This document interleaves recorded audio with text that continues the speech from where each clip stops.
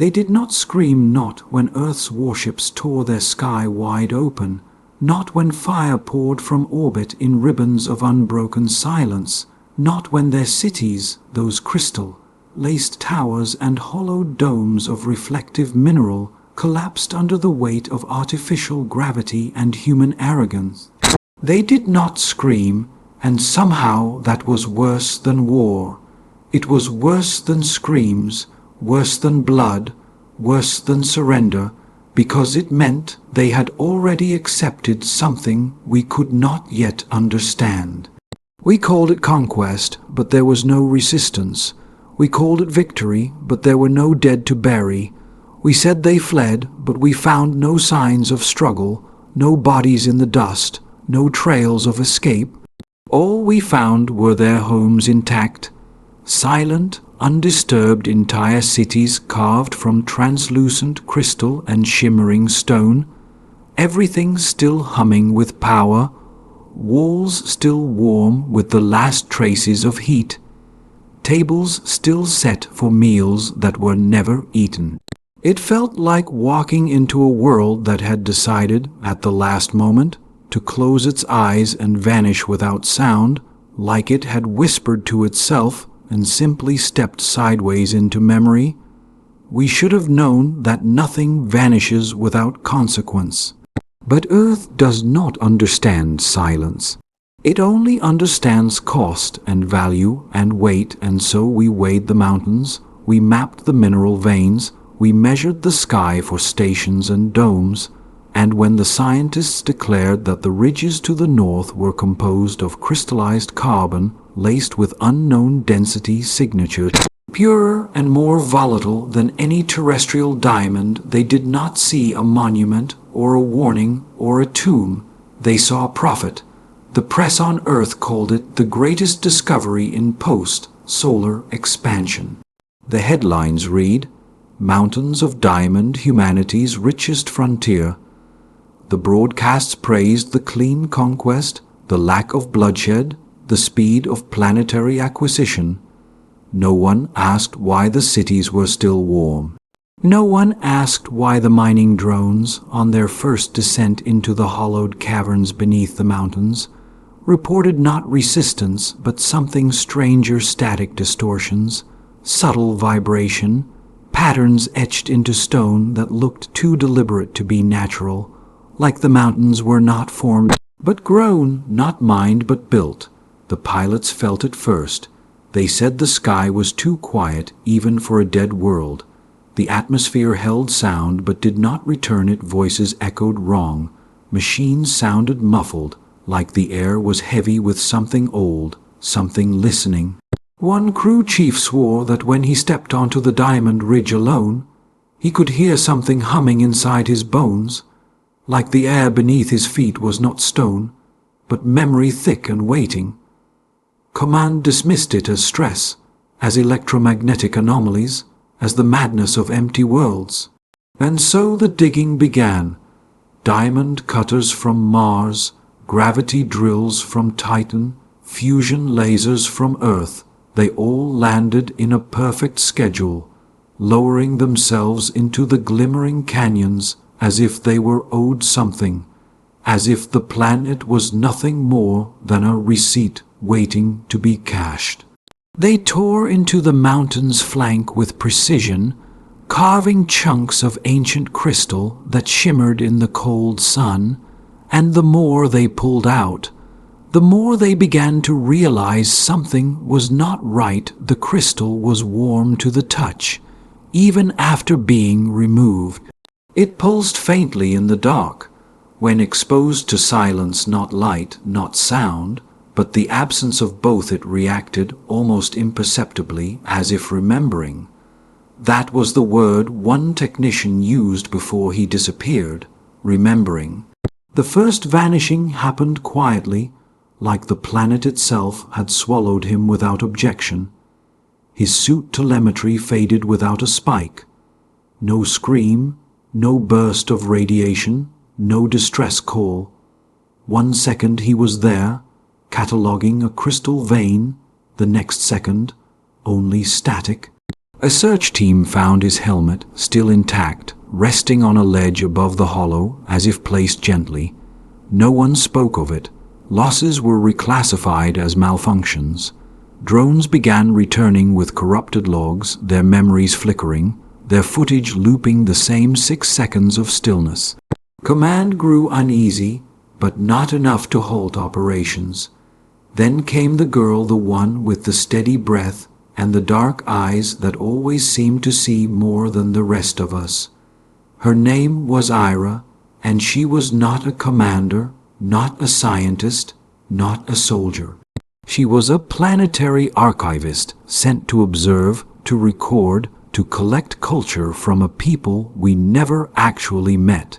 She said very little, but she watched everything. On the day it happened, she stood alone at the northern ridge, at the place where the diamond peaks cut into the sky like spears of frozen light.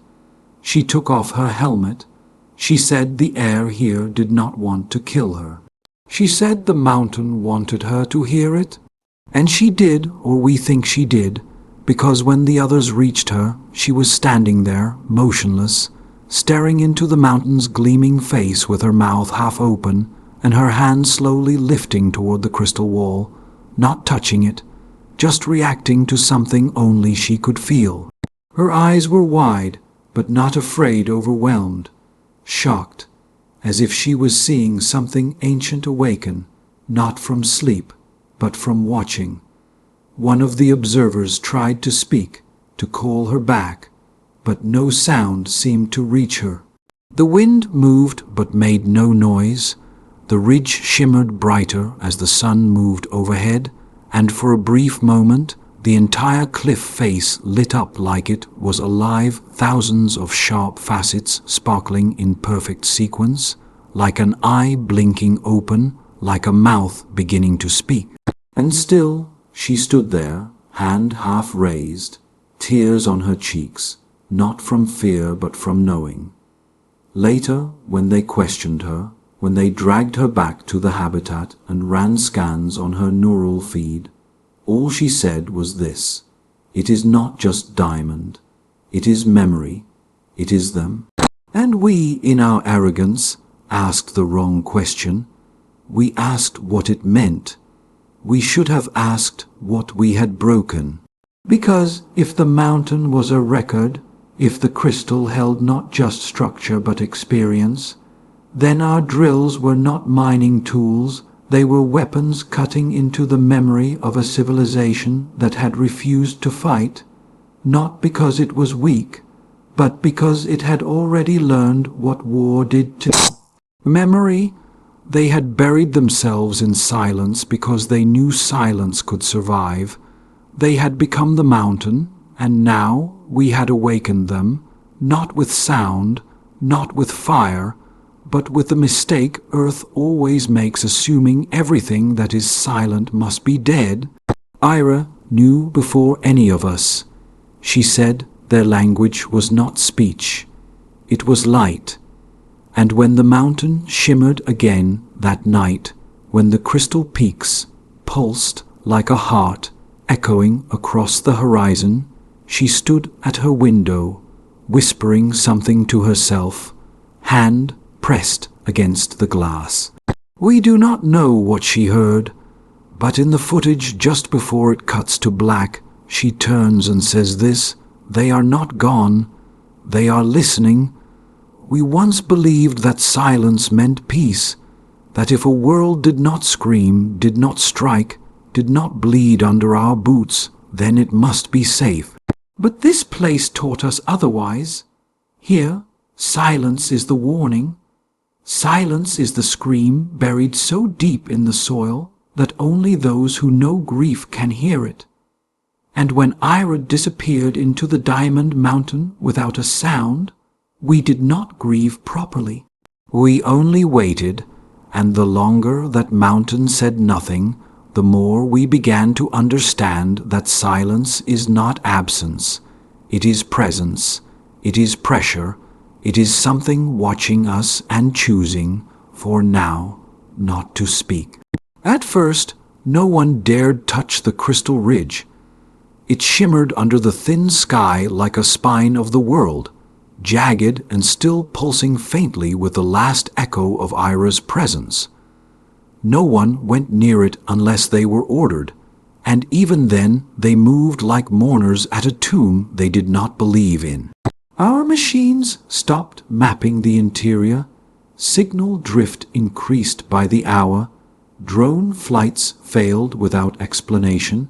Something inside the mountain had turned away from us, not violently, just closed, like an eye that had grown tired of watching. But Earth never sleeps, and Earth does not listen to silence. When the first encrypted orders came down, we were told to resume operations. The directive was clear: extract, catalog, control. Diamonds of that size, purity, and energy resonance had never been recorded. The cost of hesitation, they said, would be measured in lost opportunity and political embarrassment. In other words, delay was unacceptable. Grief was inefficient, and mystery was a problem to be solved, not respected. They sent a new engineering corps, not scientists, not diplomats, no linguists, just builders, soldiers, planners. They landed with crates full of equipment and eyes that never lifted toward the horizon. Their boots crushed snow and silence alike. Within days, they had deployed mobile refineries near the mountain's base. I remember watching the first sonic drill pulse into the frozen bedrock. The noise cracked through the valley like a war cry, and for a moment I thought I heard the wind answer back. A low, bitter hum that ran up the spine and stayed there. The locals, if you can even call them that, had long since vanished. The translucent figures we once saw at the edge of the frozen forests had not returned since Ira disappeared. It was as if her loss had broken something between us, or as if they had stepped back to let the world deal with us itself. We never knew if they had built the mountain or simply worshipped it. We still do not. But what became clear with every passing day was that this world was not empty, it was restrained.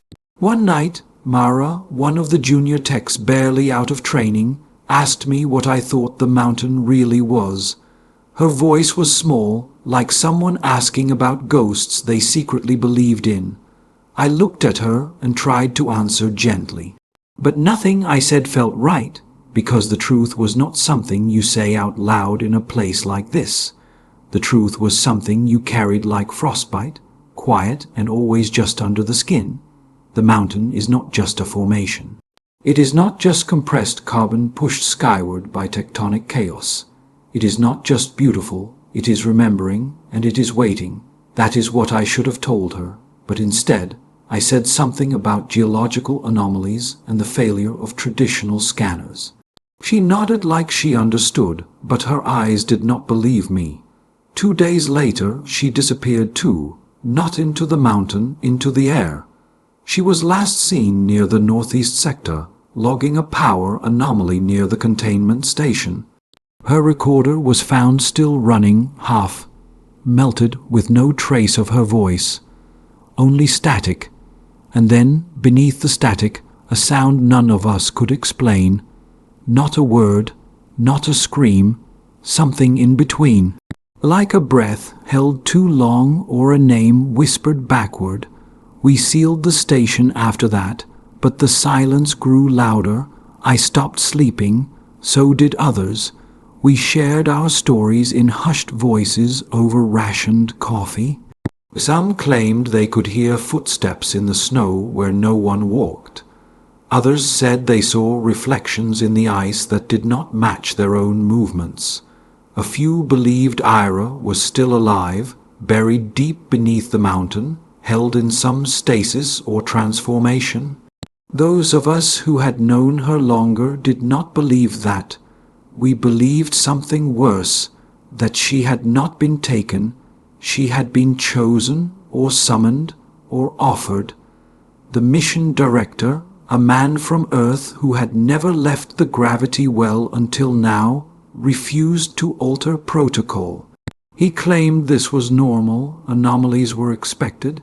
He said the silence was just a side effect of the planet's magnetosphere interacting with our comms systems. He said we were tired imagining things.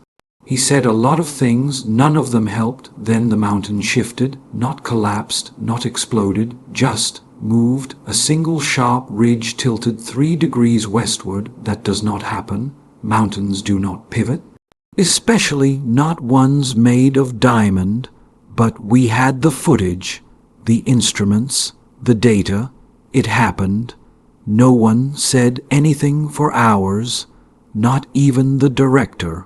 For once, silence held us too. The next day, a light appeared at the summit. Just for a second, pale, cold, not a flare, not a lens reflection, something real, something intentional, the kind of light that means a choice has been made. That night, I found a message carved into the wall of the observation lab. It had not been there the day before. The surface was smooth, untouched by tools, but the message was burned into the crystal itself. We are not dead, we are deciding, that was all. I showed it to no one. I erased the security logs. I said nothing, because by then I understood. This world had seen civilizations before ours. It had seen greed before ours. It had heard songs. It had known betrayal. And now it was watching to see what we would do with its silence. Whether we would break it or become part of it. They still plan to detonate the ridge. Earth wants to fracture the outer shell of the mountain to get at the core. They think it will release a network of diamond veins large enough to fund the next 50 years of interstellar expansion.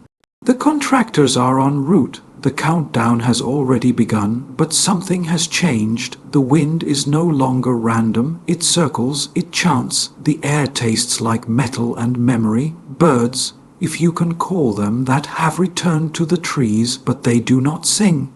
They only stare, and at night I feel eyes that do not blink pressing against my thoughts. I write this now not as a report, not as a log, but as a prayer. If anyone finds this, know that we were warned, that we stood on a living monument and mistook its stillness for weakness, that we saw diamonds and did not ask why they were buried here, that we saw silence and did not ask who was listening. We came to conquer, but we are not alone, and this world is still deciding whether we are worth keeping. She did not scream when the mountain opened. Everyone else did. It was not fear that made them cry out, but the end of denial. No one could pretend anymore that this was just crystal or frozen terrain or ancient mineral wealth. No one could hide behind reports and scanners or whisper among themselves about planetary tectonics. We had tried to own the land with our words and data. Now it was answering in a voice none of us could define. It came not through sound or vibration, but through light, movement, intention. The ridge split with no tremor. No quake, no sound. It did not crumble or break apart. It unfolded like the memory of a wound being remembered. A long breath held in silence was now being exhaled. And in the soft glow that followed, she was standing there. The girl, the same one who had walked toward the edge 3 days ago, the one we thought the planet had taken, Ira. Her name fell from mouths as if it had never left. She was not afraid. She was not crying. Her suit was still intact, her skin unburned, but her eyes were no longer her own. They held something older, something slower, something that did not blink unless the stars shifted, and she pointed behind her. Slowly, reverently, like a child guiding your eyes to a miracle you are too blind to see. We followed her gesture. We had no choice. The crack in the ridge had become a corridor, soft, geometric, angular in ways that bent perspective and yet felt designed to be walked by feet like ours. It was not chaos. It was not an accident. This was made, sculpted, buried beneath the illusion of silence. The light inside pulsed like breath, but not fast. Each throb of illumination came every 30 seconds. Then every minute, then two, slowing, as if adapting to the rhythm of our presence. It was breathing with us, matching us, welcoming us. Command called for a full lockdown. Their words echoed through open comms like fire alarms in a flooded cathedral. Meaningless, too late. The team on the ridge was already too deep. Ira would not return. She kept walking, as if her path was already chosen, as if she had always belonged to the diamond. I was there when the mountain opened. I saw the color shift. I saw the snow that never melted become vapor under the pulse of light. I watched the crystals hum beneath my boots. It was not singing, it was remembering, and suddenly I understood. The mountain was not a formation, it was not a thing, it was a process.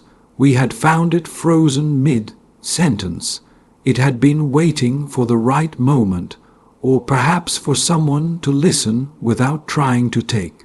We had drilled, we had bombarded its edges with ground-penetrating radar. We had even sent explosives once when the scanners reported hollow cores. It never retaliated, it simply absorbed, and now it had chosen to show us the truth. Or maybe it had chosen her, Ira. She was different before, kind, quiet, always watching the world like it was more alive than the rest of us realized. Maybe the mountain recognized that, or maybe it needed her the way it had needed no one else before. The rest of us could only watch or follow, and so we did. The corridor inside was not dark, nor was it light. It shimmered with layers of reflected brilliance, walls that shifted as we moved, not aggressively, not maliciously. They just seemed to learn our shapes, our angles. We began seeing reflections that were not ours, not just delays or distortions, entire movements that came before we acted. A hand lifted in the wall before it lifted in our suit. A breath taken on the crystal surface before it left our lungs. The mountain was anticipating, predicting, or maybe remembering the future. It made no sense, but we stopped questioning. No one dared to break the silence. Even the comms went quiet, not because we were told to, but because language felt like vandalism here. We walked in reverence. The walls glowed with no source. The air was too still, yet breathable, and far within, past where light began to take on shape and pattern, we saw them. Shapes, sitting, tall, crystalline, silent, figures made of the same diamond as the walls. They were not carved, they were grown, seated in formation, facing the center, watching nothing or everything. We did not know, but the moment we stepped into their circle, every wall behind us faded into mist. The structure rearranged. We were now inside something else, a chamber, vast, beautiful, terrifying in its perfection. One of the engineers dropped to his knees. He whispered something about time, that it was no longer moving forward, that his internal clock had stopped 3 times but his body was still working. We checked. He was right. Every piece of tech was unsynced. Clocks were drifting apart. The deeper we went, the more reality began to bend, but not violently, gently, like the world was being remade around us to fit the shape of the memory we were stepping into. At the center of the chamber stood a single crystal, floating, turning, larger than a human heart but smaller than a mind could handle. It rotated in silence, projecting nothing, yet filling everything.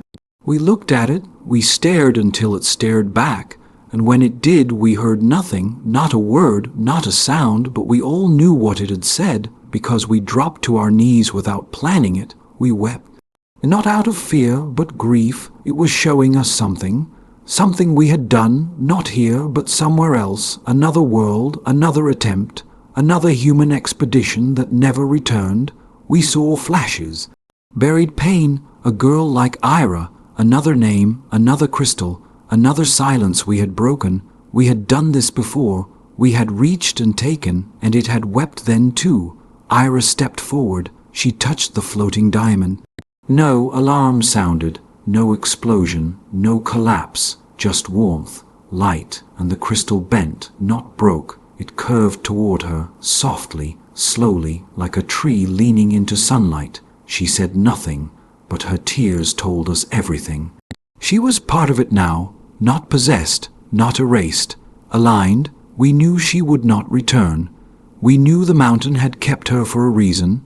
It was learning through her, or speaking through her, or maybe both. And when she finally turned to look back at us, she smiled, soft, forgiving, like she pitied us, or loved us, or both.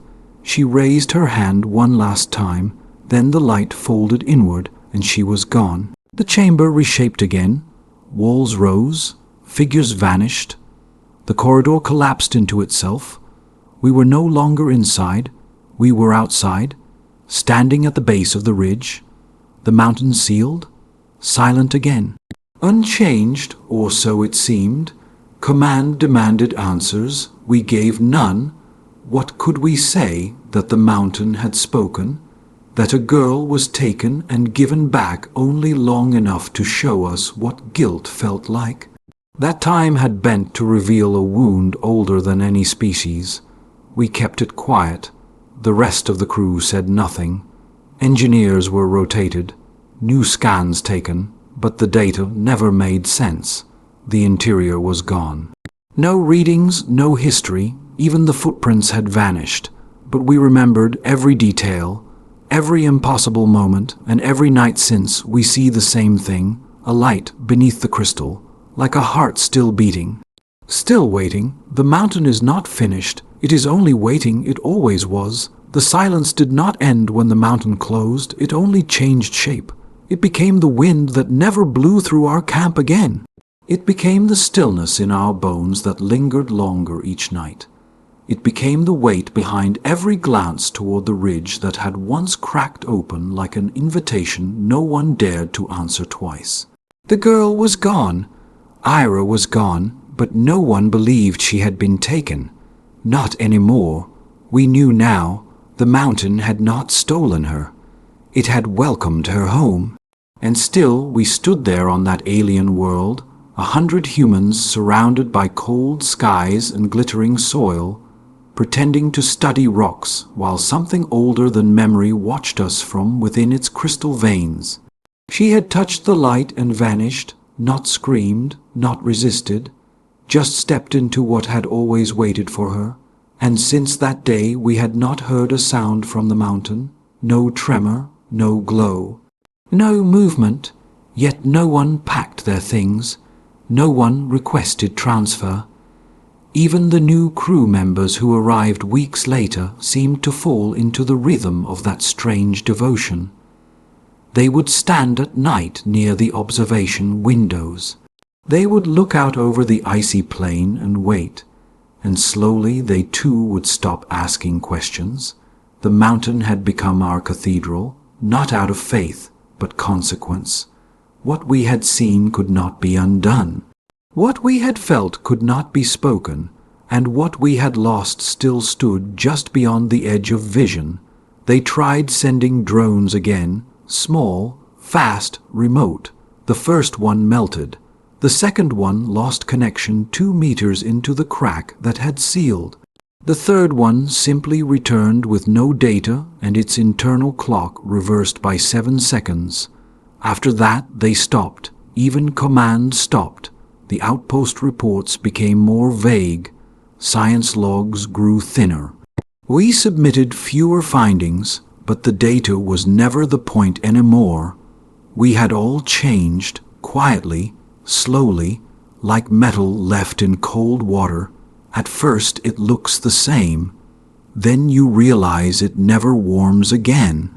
We had come here for resources, for claim, for the glory of finding another world rich in mineral value, mountains of crystal, fields of hard carbon, rumors of diamond ridges kilometers deep. But no one drilled any more. No one touched the ground with machines. It felt wrong, like cutting open something that had just learned how to breathe. So we stopped pretending.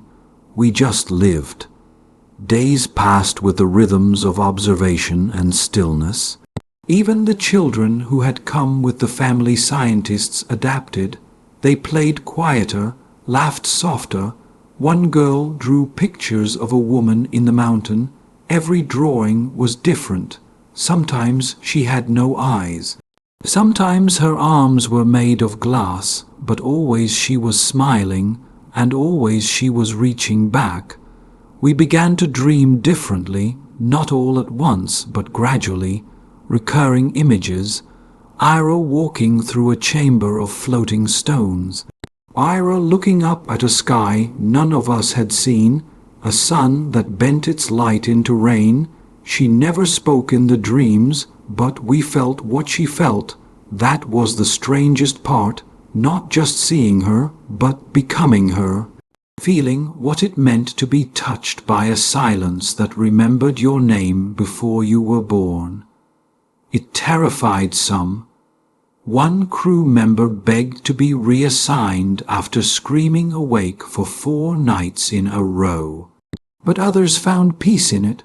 One woman who had lost her husband in a shuttle collapse 2 years before said the dreams made her feel like she was finally heard again, not by Ira, but by the world itself. That this planet somehow felt grief the way we did, not instantly, not loudly, but deeply, and now it grieved with us. We began to call it Ira's world, not officially, not in reports, but in how we spoke to each other. The maps still called it LVN 23D, but none of us used that name anymore. We had renamed it the way one names something they are afraid to forget.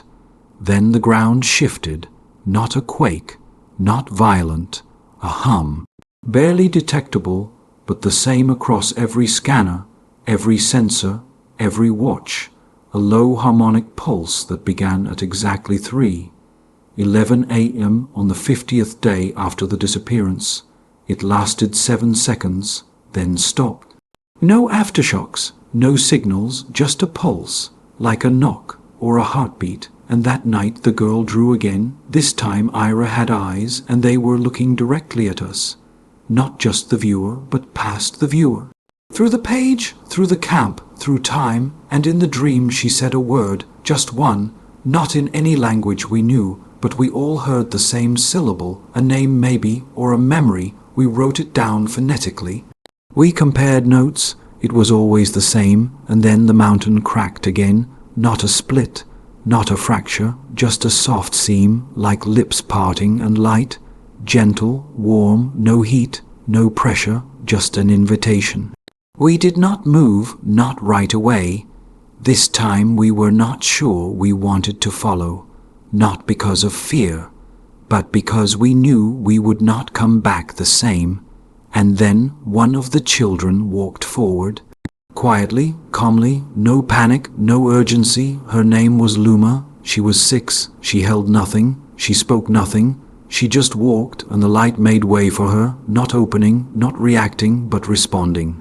Like water that parts around a body without resistance. We called to her. Her mother cried, but no one moved. Something in us knew she would not be harmed, not by this. And then the light folded around her, and she was gone. Silence fell again, but this time it was different. Not empty, not aching. Full, like a held breath waiting to become song. We waited. Hours passed. Then a shape emerged, smaller than Ira. Holding something, it was Luma, and in her hand was a crystal, perfectly cut, glowing with a pulse that mirrored her heartbeat. She was smiling, not confused, not afraid. And when asked what she had seen, she said one word. Family. We asked no more. We did not need to. She spoke less after that. But her eyes always looked to the ridge, always searching. not for something lost, but for something remembered. And sometimes when she touched the crystal, it glowed more brightly. Once she placed it on the ground, and we saw light extend from it in a perfect circle before fading into the soil. We recorded it, but the data told us nothing. The machines were not made for this kind of message. It was not science, it was story, it was grief, it was memory in a form we had never known how to measure. Then came the voice, not sound, not vibration, but thought, not in our minds, but around them, not like telepathy, like echo, like memory rising from water. It came during a sunrise, soft, clear, words in no known syntax, but understood. The world was speaking, not just through Ira, through itself. And it said, she is not gone, she is not taken, she is within. The mountain is not a place, it is a mind, it is a history, it is a wound. We are not the first to touch it, but we are the first to be forgiven. That word again, forgiven, we had not asked, but it had been given, and with it came images, not in color, not in frame, but in feeling, other visitors, other species, other mistakes, violence, theft. Fire and silence after each, but this time something changed. Ira had not come to take. She had come to see, to listen, and so the mountain opened, and now Luma had been shown, not because she was special, but because she did not yet carry the weight of wanting. Children listen with open hands, adults with closed fists. That is what the world told us. That is what we remembered.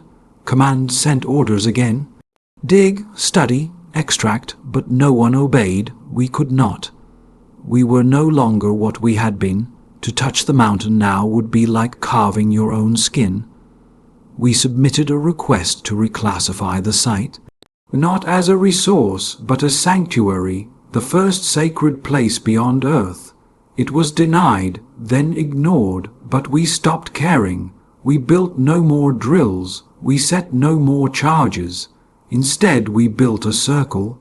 Around the base, not to protect, but to honor, we brought no tools inside, only stories, songs, silence, and at the center of that circle we placed a single crystal, the one Luma had carried. It pulsed once each hour, and when it did, the entire camp would pause, just for a moment, just long enough to feel it.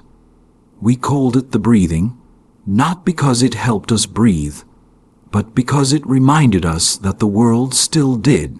The girl began to hum, the mountain responded, not with an echo, not with any sound at all, but with a breath. A slow, invisible, ancient breath, as if the peak itself had been holding it for centuries and had just now remembered how to exhale. Her feet, bare against the untouched snow, left no footprints. The frost did not melt, the silence did not break, and yet everything moved, not through motion, not through force, but through recognition.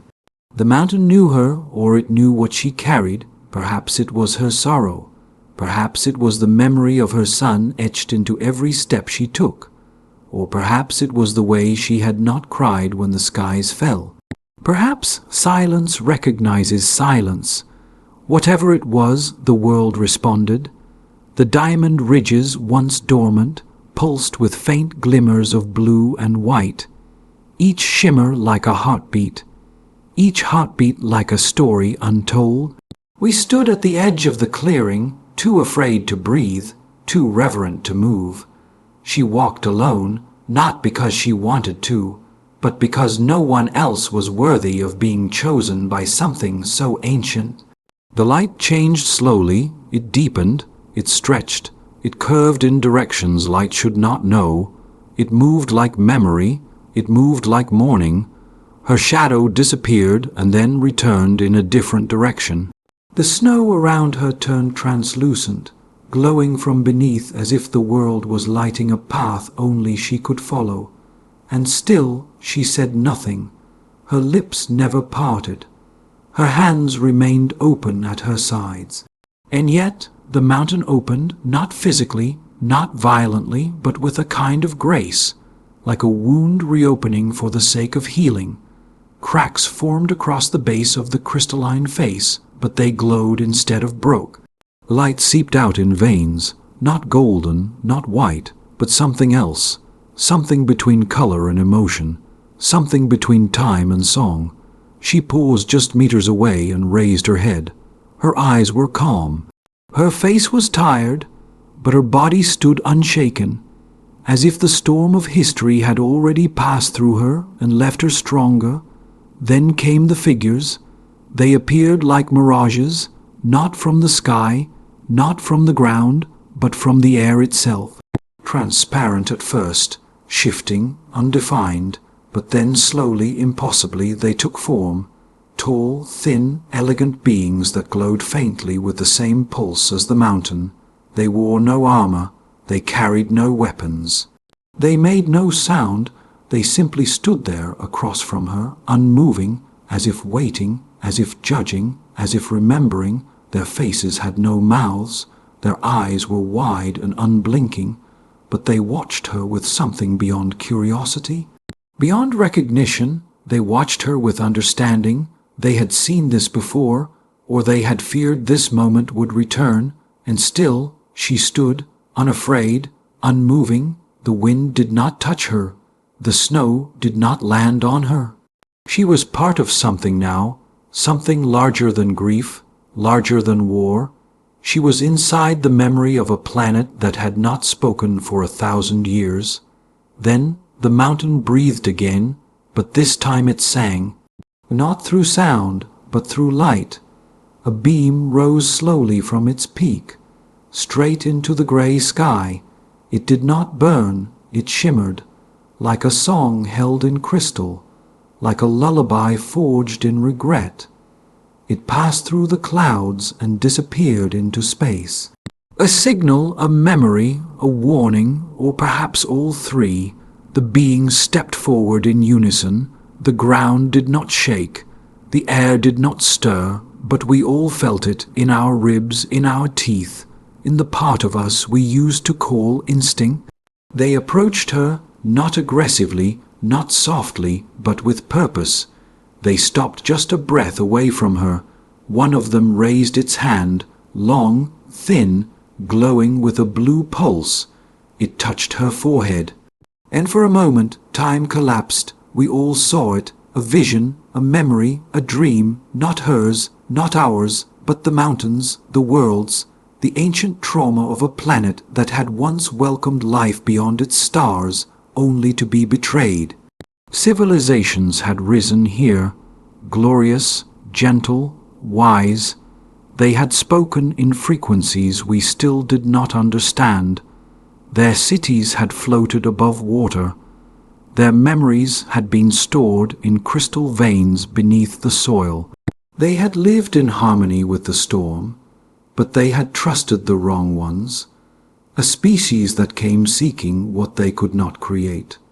Power, energy, longevity, and when they had not received it, they had taken. They had shattered the diamond hearts of the world. They had harvested memory like metal, and they had left, leaving the planet to forget itself, leaving silence behind. The girl saw all of this, and she did not flinch. She did not scream. She simply reached out. Her hand, pale and trembling, touched the being before her, and the vision ended. The snow fell again. The wind returned. The light dimmed. But the mountain did not close. It stayed open. It stayed breathing. It stayed listening. The beings stepped back. They bowed, slowly, deeply, as if to say, at last someone remembered the right way. Then they vanished, not into the sky, not into the ground, but into the memory of the place, as if they had always been part of it. She turned around slowly. Her eyes met ours, and for the first time in years she smiled, not because she was happy, but because she understood. The war we had fought was not the end. It was the threshold. The grief we carried was not our weakness. It was our key. The mountain had not responded to power. It had responded to silence. To mourning, to the pure, unspoken truth of a mother who had nothing left but the echo of what she had lost. And in that echo, the world had found its voice again. She stepped forward. The snow crunched beneath her feet. Now it melted. Now it welcomed her weight. She walked past us, eyes forward, heart steady, and as she passed, we knelt, not because we were told to, but because we had seen something sacred. That night, no one spoke. We sat beneath the glowing face of the peak, watching as the light from within shimmered like a heartbeat. We did not touch it, we did not measure it, we let it be. For the first time in all our history, we had nothing to say. Only something to remember. The girl slept beside the mountain, her hand still holding the crystal shard that had begun this path. It pulsed faintly with her breath, and the stars above shifted ever so slightly, as if they too were watching. We had come to conquer, to extract, to name and catalogue and divide. But instead, we had found something beyond language. A world that spoke only to those who had nothing left to say. A mountain of diamond and silence. And a girl who had taught us, through her stillness, that the only way forward was to kneel. The girl did not return to the base that night. She remained beneath the diamond mountain as if the cold was no longer a threat to her, as if silence itself had chosen to protect her. We kept our distance, not because we feared her, but because we feared what she had become, no longer merely human, no longer only mother. She was something forged by pain, refined by silence, and anointed by a world that did not speak in sound. The crystal shard in her hand never dimmed. Its glow was steady now, like a heartbeat no longer afraid of the dark. Some of us took turns watching from the edge of the field, while others stayed awake inside the ship, trying to understand what had happened, what it meant, and whether the galaxy had just changed again without permission. None of us spoke her name that night, not out of formality, but because it felt wrong to tie a name to someone who now stood beyond names. The next morning she walked. She moved past the mountain and toward the northern ridge where scanners had always shown nothing. A dead zone devoid of heat, life, movement. She walked barefoot again, though the snow had begun to harden into ice. Each step left behind no imprint. The air around her shimmered slightly, as if the mountain's breath still wrapped itself around her. We followed at a distance, half out of concern and half out of reverence. She never looked back, never slowed, just walked forward like someone who had seen something none of us could bear to see, and had decided to follow it anyway. When she reached the ridge, the world changed again, not suddenly, not violently, but like a long, forgotten note returning to a melody we had not realized was broken. The ground split not with force, but with grace. A perfect line down the center of the ice, as if the planet had remembered where it last opened. Beneath the frost, light began to bloom, not bright, not warm, but alive. Blue veins of crystal reached out in slow, pulsing branches. Not chaotic, not random, they moved with purpose. They moved like thought. The girl knelt beside the first vein and placed her palm against it. The crystal flared. A slow wave of light pulsed outward, and the snow around us began to lift. Not melt, not fall, but lift. As if gravity itself was holding its breath, we stood still. The ship behind us groaned slightly. Its systems flickered for a moment, not from damage, but from overload. A signal had been sent, not to us, not to Earth, but to something older, something further. We had seen distress signals before. This was not that. This was something else, a calling, a remembering, a summoning. We heard no sound, but every part of us felt it. Then came the sky. It did not turn black, it turned silent. Not the kind of silence where nothing makes noise, but the kind where even your heartbeat dares not interrupt.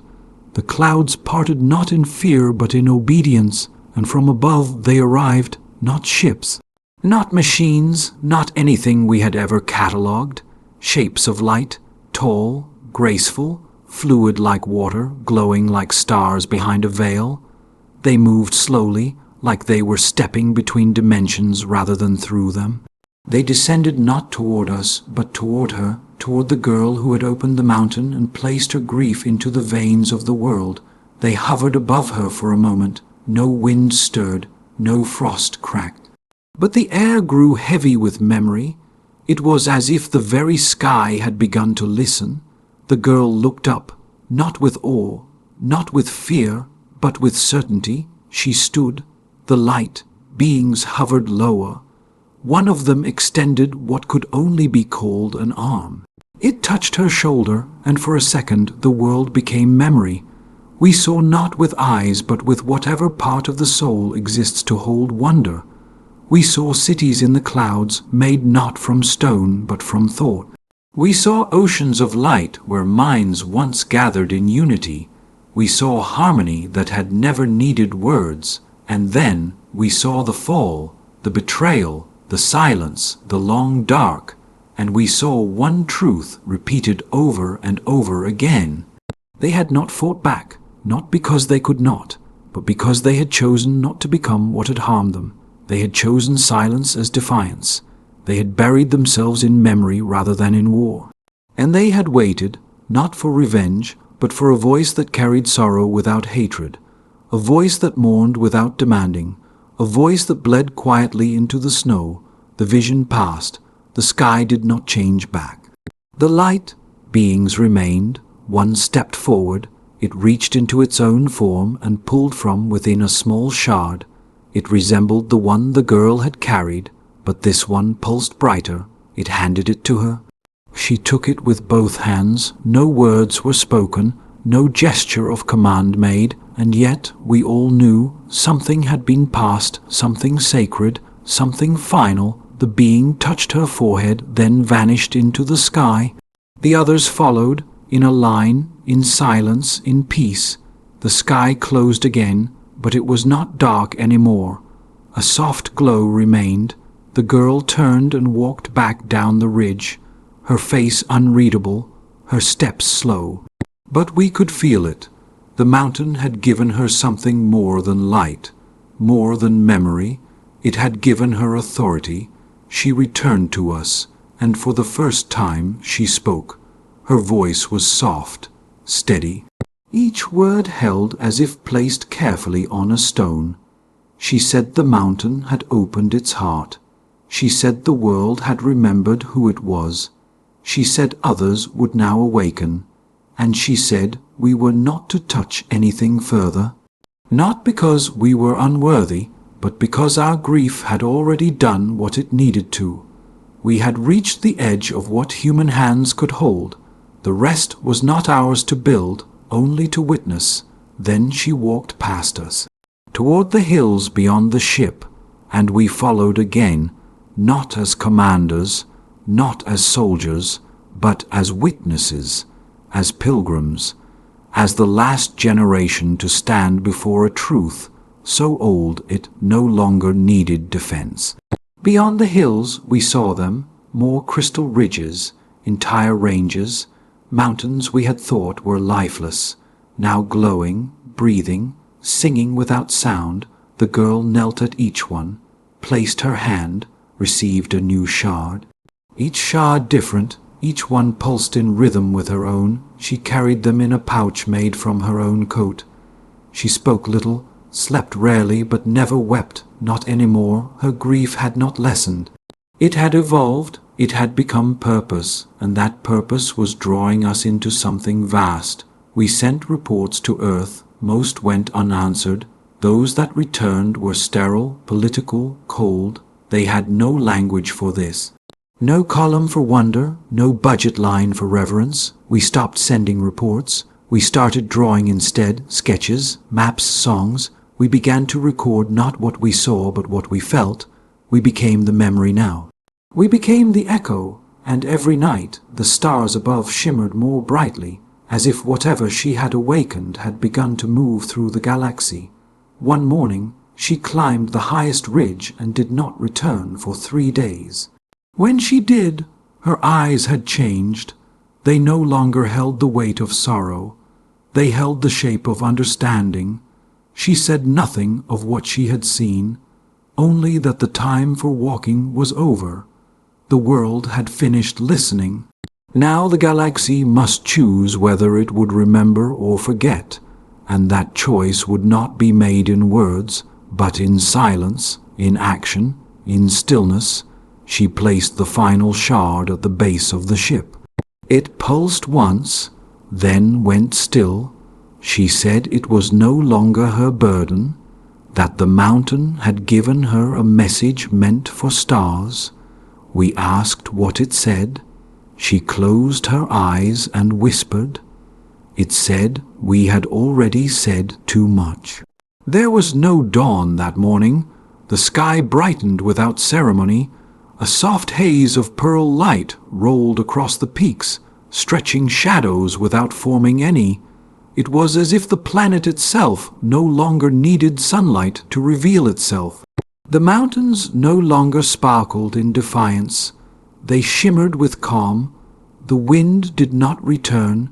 It waited. Something was coming, and the air knew it. The girl stood at the summit. Her figure was small against the horizon, but she was not fragile. She was the axis now, the fixed point around which the past and future balanced. When she raised her hand, we did not ask why, we only watched. And when the ground below her began to hum, we did not run. We stayed exactly where we were, because some moments demand stillness. The hum did not rise in pitch, it deepened. It felt like a memory you forgot you had until someone speaks the name of a loved one long dead. It passed through the snow, the rock, the ship behind us and into us, not into our ears, into our ribs, into the part of us that dreams without language. The girl did not move her feet. Her eyes were closed. But her mouth opened, and for the first time the planet spoke through her. It was not speech, not sound, but presence, like something vast and ancient and buried had finally found a tongue. Her breath misted softly, though the air was no longer cold. Her voice had no weight, yet it pressed against our bones. It was grief, yes, but not the kind that ends with tears. This was the kind of grief that carves mountains. She spoke of the first awakening, of the cities that once floated above ice plains, now buried deep below the mineral crust. She spoke of the songs those people had sung, how they had kept memory alive through harmonic structures carved into wind. She spoke of betrayal, of a species that came from the stars with curiosity and hunger, but no reverence. She said they had taken the songs, broken them down, rewritten them as technology, drained the living crystals of their resonance, and when the planet cried out, they called it malfunction. They had stolen the voice of a world and called it progress, and when silence fell, they mistook it for consent, but the planet had not forgotten. It had buried its pain so deep no censor could reach it. It had turned its own memory inward, like a wound folding over itself to protect the last spark of life. For centuries it had waited, for someone who would not demand, for someone who would not measure, for someone who would kneel without being told, and now it had found her, the mother who had lost everything and expected nothing in return, the woman whose silence held more truth than the loudest declarations of peace. The girl who had not asked the planet to speak, but had listened long enough for it to remember how. The light spread, slowly, carefully, like dawn across a land that had forgotten the sun.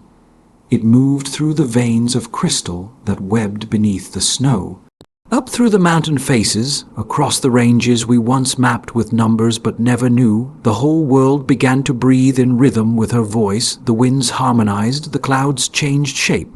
The very atmosphere shifted hue, blue turned to a pale amber, white to soft gold. It was not beauty, it was memory resurfacing. The planet had not been dead, it had only been grieving in a language we never learned.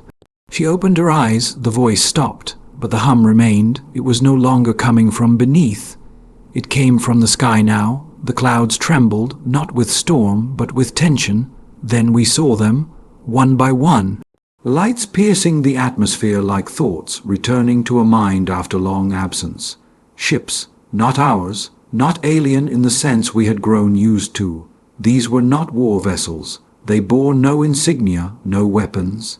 Just smooth forms, carved as if grown rather than built. They hovered above the ridge where the mountain first awakened.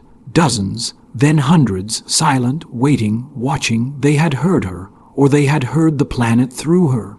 Either way, they had come. The girl stepped down from the summit and began walking toward them. Her pace was slow, her expression unreadable.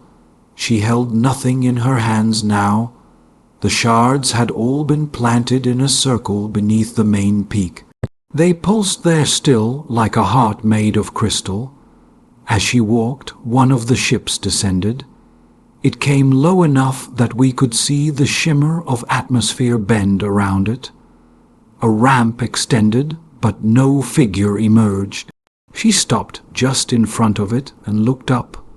We held our breath, not out of fear, but because we sensed we were about to witness something final, something irreversible, the kind of moment that lives in the bones of history long after all words fail.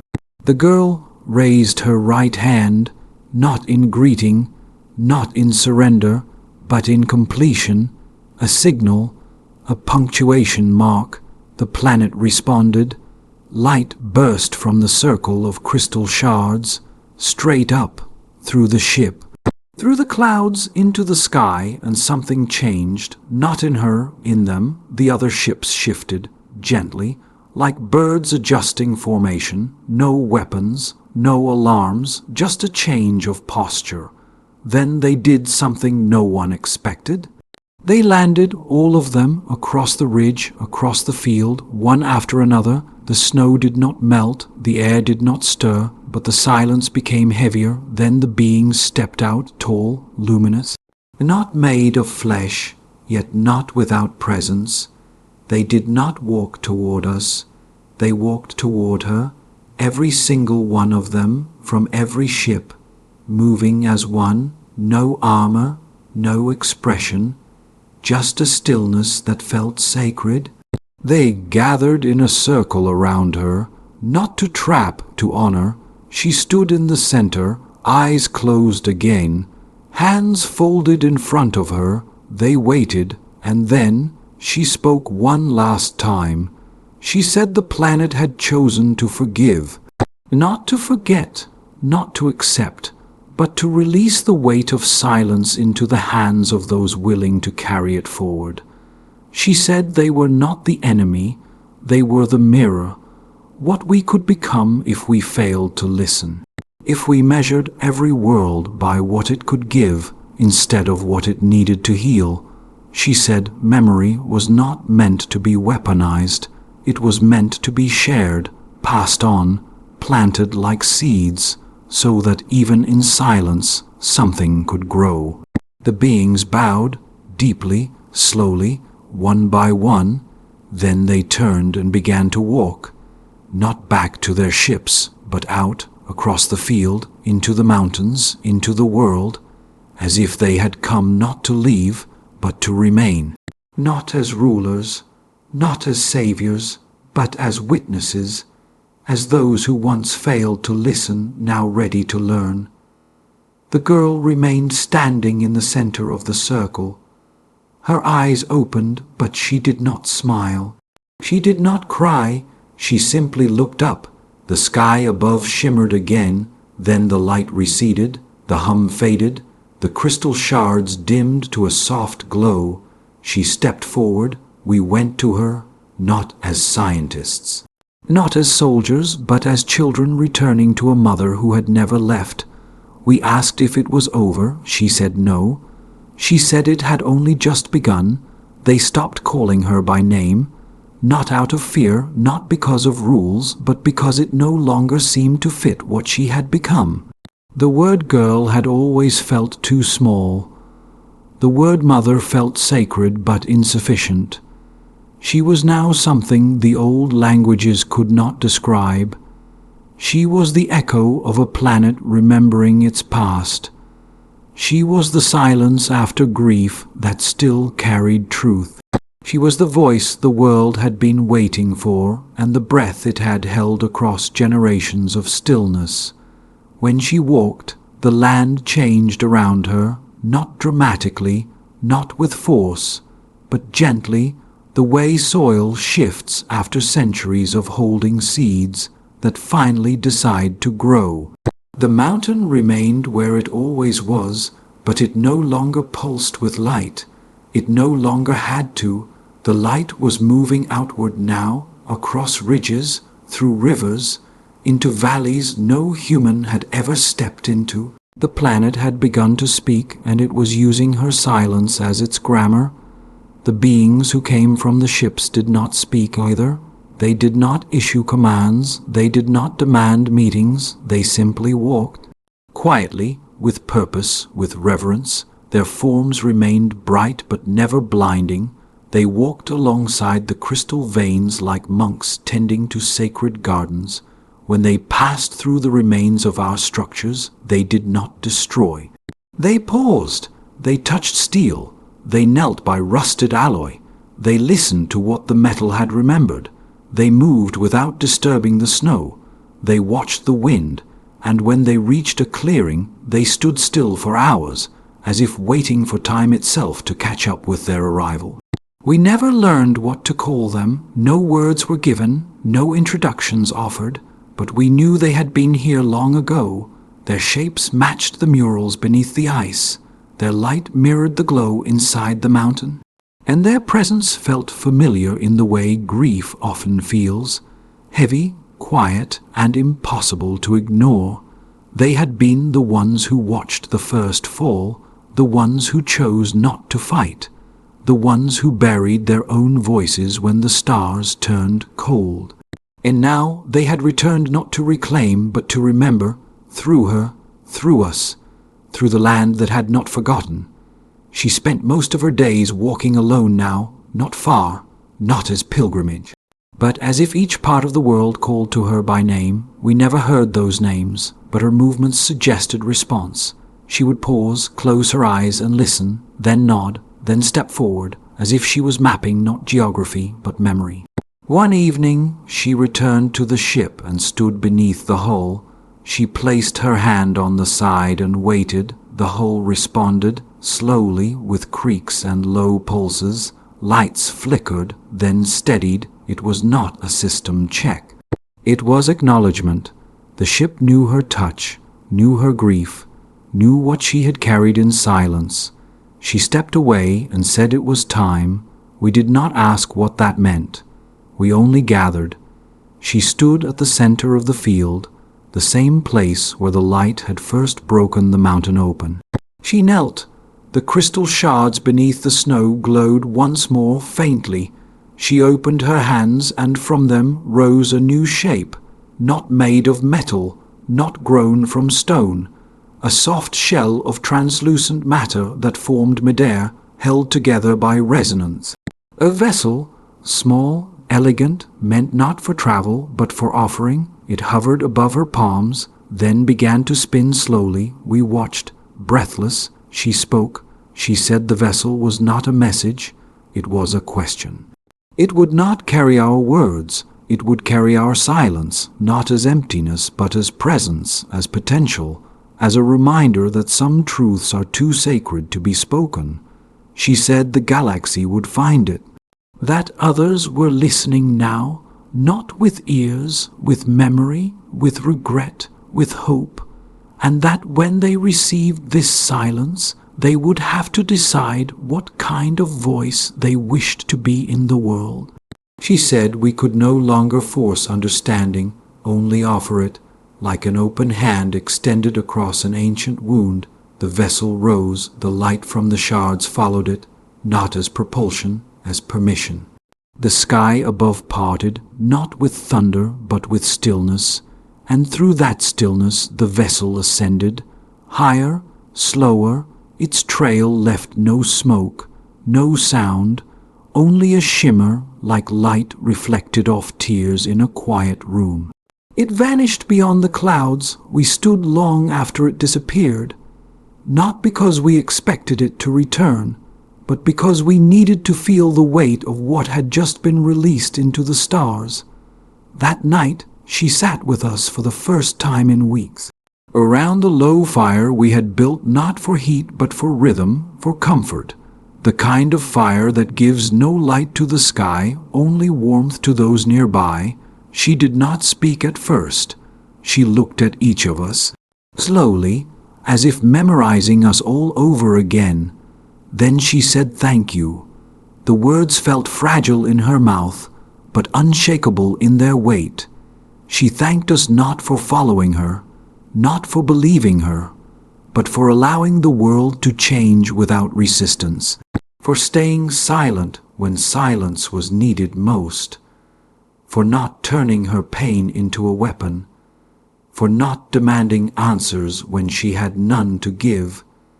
She said the planet was not done speaking, that we would see more changes, but that none of them would be violent, that the age of extraction was over, that the era of waiting had passed, that we stood now in a moment of becoming, not warriors, not architects, but keepers, witnesses to a shift not in technology, but in memory, a shift that would move through the galaxy not as a wave but as a whisper, a long, slow ripple of remembrance, of apology, of healing. The days that followed were quiet, but not empty. We found ourselves moving with more intention. Walking slower, listening more, the beings continued their silent journeys. Some returned to the mountains, some remained near the crystal veins. One of them knelt beside a dead tree and remained there for days, unmoving, as if listening to what the tree had once seen. And when the wind passed over that tree again, the branches moved in rhythm with the being's breath. It was not a miracle, it was memory being honored. Some of us began to feel the changes inside ourselves. Our dreams became clearer, our thoughts quieter. We stopped arguing over data. We started painting, not landscapes, not portraits, just shapes, colors, feelings. We found ourselves writing in long spirals on the walls of the abandoned lab. Not words, just arcs, curves, patterns that meant nothing to our eyes but felt necessary to our hands. We did not know if it was the mountain's influence or hers, or the planet's memory moving through us. But we did not resist. One morning she stood alone on the far ridge, staring out toward a new light on the horizon. It was faint, pulsing, not from us, not from the ships, a new shard, a new mountain waking. Far beyond where we had explored, she said it would not come to us, that we would have to go to it, not all of us, just some, those who had learned to listen without needing answers, who had learned to hold silence without fear. She chose 5, without explanation, without ceremony, just pointed. They nodded, packed nothing, took no tools, only the clothes they wore and the stillness they carried in their breath. She watched them disappear into the light. Then she turned and said nothing. She sat at the base of the mountain, and for the first time she closed her eyes not in pain, but in peace. They had asked what would remain of her when the story ended. Not her body, not her name, those were not things the world held on to anymore. The planet had carved its truth in silence, and in doing so, it had erased the need for legacy in the way humans once understood it. But still, they wondered what would endure, what would rise from the place where her footsteps had softened the snow, What would speak when her voice no longer echoed down the ridges? No one asked her this aloud. They had learned by now that some answers come only when no questions are spoken. But they wondered all the same, and that wonder followed her like wind over the surface of a calm sea. Always present, never demanding. The morning came without warning. The sun rose, though the sky had not asked it to. The clouds parted, though no wind had pushed them. Light stretched itself across the peak where she stood, and the mountain once more answered without trembling. It did not pulse, it did not shine, it simply breathed, a long, deep inhale that touched the deepest roots of the land. Then it held that breath, waiting. She stood with her hands open, palms to the sky. Eyes closed, lips slightly parted, she looked less like a leader and more like a prayer, as if the whole planet had taken shape just to cradle the shape of her silence. The beings formed a circle around the peak. Not close, not enclosing, just present. Witnesses to a moment the galaxy would never record. They brought no banners, no relics. They stood as they always had, with stillness, with breath, with memory. And across the valley, from the far ridges where the 5 she had chosen had walked days before, came new shapes, smaller, younger, not children, but not burdened. Their movements lacked the gravity of those who had known war, but carried the reverence of those who had been raised in the echo of grief. They approached without sound. They joined the circle. No one told them how. They simply knew. Then the ground beneath the summit opened, not violently, not as fracture, as invitation. A seam of light stretched outward, tracing a ring around her feet. The snow melted without heat. The crystal below rose through the soil like roots pushing upward for air. She remained still, her eyes opened. She looked not at us, but through us, past the ridge, past the horizon, into memory itself. Then, finally, she spoke. She said this was the last time the planet would use her voice, that the grief had been heard, that the silence had been kept, that the mountain had given all it had. But now the weight of remembrance would not live in stone. It would live in the choices made beyond this world. She said she was not dying, she was not leaving, she was becoming, the way rivers become clouds, the way breath becomes wind. She said the shards would remain. But they would not sing any more. Their song had been sung. Their sorrow had been named. The wind returned, not in gusts, in rhythm, the way lullabies move through rooms where mothers once wept.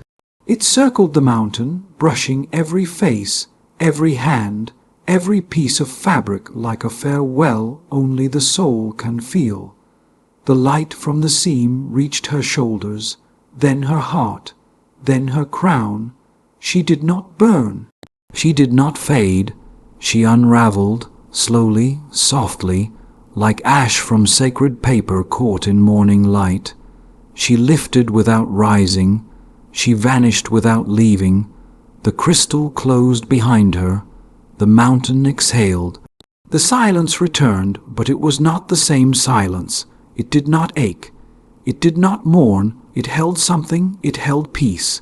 The beings lowered their heads, the young ones did the same, and we, who had followed her from the beginning, found ourselves kneeling without command. It was not grief that brought us down, it was awe, a weightless, breathless awe, the kind that comes when you finally understand you have seen the shape of a miracle, and that the miracle had not come from above. It had come from within, from a mother who had lost her son and never once asked the stars for pity, from a woman who gave her silence to a broken planet and taught it how to weep again. When we rose, the mountain was quiet, but the world was not. The rivers had changed course, the wind carried new scents, the sky bore constellations we had never seen, and the 5 who had walked into the ridges returned with hands covered in light. Not fire, not power, memory, they said nothing, but where they stepped the land opened, not with force, with welcome. The planet had accepted them, not as heirs, as keepers. The beings followed them. As if something had been passed that did not need to be named, we dismantled the ship that day, not in mourning, in offering. Every panel was laid flat across the field, every circuit carefully embedded in soil. We planted it like seed, and in the days that followed, something new grew from where the metal had touched the earth. Not plants, not trees, structures made of wind and crystal and root, like homes carved from memory, like places waiting for stories yet to be told. We stayed, some of us, others left, not to flee, to carry the silence into the galaxy, to speak without speaking, to teach what grief had taught us, that worlds do not die from war. They die from being misunderstood, and that the greatest act of diplomacy is not conquest. It is listening, and so the girl who had no name, the mother who never wept for an audience, the silence that changed a planet, became legend not through words, but through what remained after all words ended. She became the rhythm of a world learning to trust its own breath. She became the language stars now long to understand. She became the grief that taught the galaxy how to listen.